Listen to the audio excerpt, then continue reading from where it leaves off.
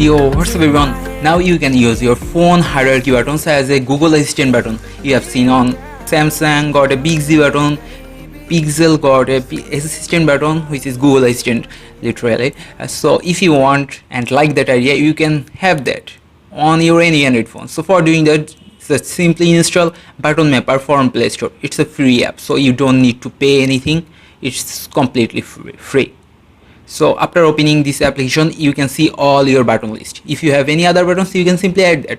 I'm going to use volume down as my Google Assistant button. You can see here single press, long press, etc. So long press option is the best. I'm going to use that as a long press and selecting here assistant, which is Google Assistant. So on home screen, I'm pressing this volume down button. As you can see, it opens the Google Assistant and Google Assistant is listening. So try that again. Here you can see it works every time, every single time. It works so fine. Here I'm asking, hey Google, what's the weather, and it will show me the result. As you can see, Google Assistant is really so good at listening and recognizing voice, so it works every time.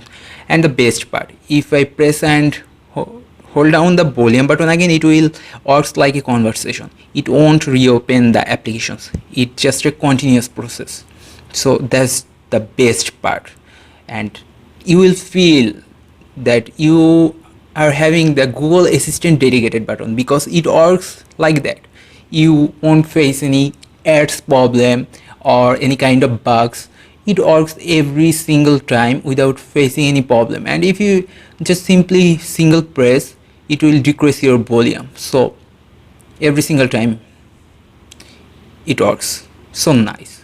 So if you are a person who use Google Assistant every day, you must need to try this.